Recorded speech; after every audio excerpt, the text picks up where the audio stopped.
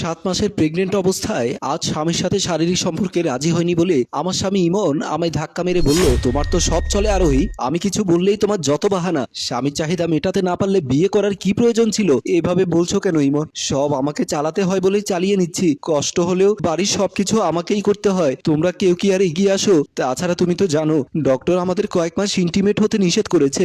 এখন বাবা হতে চলেছো তুমি, এবার তো একটু ধৈর্যশীল হও। তোমার লেকচার বন্ধ করো আরোহী, জাস্ট অসহ্য এমন ভাব করছো মনে হয় সারা দুনিয়ার সব কাজ তুমি একাই করো, অথচ সারাদিন বাসায় থাকো। তুমি বাসায় কি এমন কাজ করো? তুমি সারাদিন তো শুয়ে বসে দিন পার করো। আসলে বাসায় বসে আমি কি এমন কাজ করি? স্বামী রেহেন কথায় আর জবাব দিতে পারলাম না। মুচকি হেসে পাশ ফিরে শুয়ে পড়লাম। ভরা পেটটা নিয়ে ঘর মোছা অব্দি শুরু করে যাবতীয় কাজ একা হাতেই সামলাতে হয় আমাকে। এরপরও শ্বশুর বাড়ির কারো মনে নাগাল পাওয়া যায় না। দিন শেষে শুনতে হয় তুমি কি এমন করো সারাদিন। অথচ এই আমি বাবার ঘরে কত না আহ্লাদি মেয়ে ছিলাম, যাকে মা কিছু করতে গেলেও বাধা দিয়ে বলতো, তোর এসব করতে হবে না আরোহী, যা পড়তে বস। বাবা মায়ের অবাধ্য হয়ে ইমনকে ভালোবেসে বিয়ে করেছিলাম আমি। সময়ের সাথে সাথে আগে সে ভালোবাসা তার ফুরিয়ে গিয়েছে। সেও সবার মতো কৈফিয়ত চাইছে। চাপা কষ্টের চোখের কার্নিশ দিয়ে গড়িয়ে পড়লো কিছু লোনা জল। কোমর ব্যথায় সারা রাত আশপাশ করেছি আমি। ওপাশে স্বামী আমার নাক ডেকে ঘুমাচ্ছে।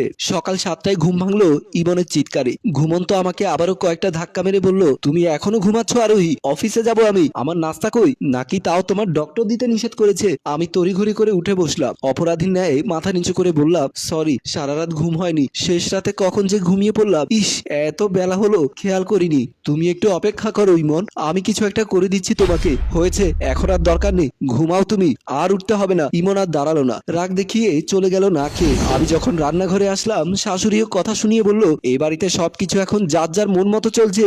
আজকাল আমার ছেলেটাকে খেতেও দিচ্ছে না ঠিক মতো। এই মেয়ে না খেয়ে মারবে আমার ছেলেটাকে। আমি শুনেও কিচ্ছু বললাম না। এসব রোজকার দিনেই শুনতে হয়, এসব এখন অভ্যেসে পরিণত হয়েছে। আমি উঠে দাঁড়ালাম। টের পেলাম শরীরটা কাঁপছে, মাথা ঘুরছে। তবুও অসুস্থ শরীর নিয়ে সব কাজ আমাকেই করতে হবে। ক্লান্তি ভরা শরীর নিয়ে আমি একটু বিছানায় গিয়ে শুলাম। সকালের নাস্তা তৈরি করে খাইয়ে আবারও সবকিছু গুছিয়ে নিতে নিতে দুপুর হয়ে গেছে। আমার আর এখন অব্দি খাওয়া হলো না। আমার চোখ দুটো লেগে আসলো ঘুম ঘুম ভাব। এরই মধ্যে শ্বশুর গরুর দুটো পা এনে টেবিলে রেখে বলল, এগুলো দিয়ে আজ একটু তেহারি করিয়ে বৌমা। আমার মাথাটা চক্কর দিচ্ছে। তারপরে উঠে চোখ মুছে রান্নাঘরে গেলাম। সবকিছু গুছিয়ে দিয়ে শাশুড়ি মাকে বললাম, আম্মা আজ রান্নাটা একটু আপনি করে দেবেন, আমার গা গুলিয়ে আসছে। আমার শাশুড়ি রাগ দেখিয়ে বলল, বাচ্চা কাচ্চা আমাদেরও হয়েছে বৌমা, এতটুকুতে এত ভেঙে পড়লে চলে?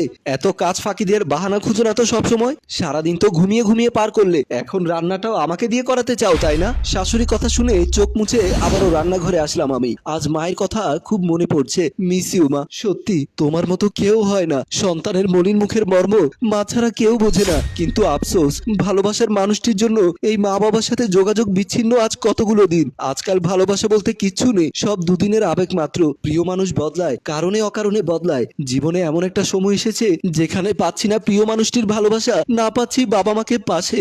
অথচ এই একটা মানুষের জন্য সব বিসর্জন দিয়েছি আমি। চোখের পানিতে দুগাল ভিজে গেল। কষ্ট করে রান্না করতে করতে হঠাৎ আমার চোখ মুখে অন্ধকার হয়ে আসলো। কখন যে জ্ঞান হারিয়ে ফেললাম নিজেও জানি না। যখন জ্ঞান ফিরলো আস্তে আস্তে চোখ মেলে দেখলাম আমার শ্বশুর ডাক্তার নিয়ে এসেছে। এই বাড়িতে একটা মাত্র মানুষ অন্তত আমাকে একটু গুরুত্ব দিয়েছে ভেবেই চোখে জল বেরিয়ে গেল।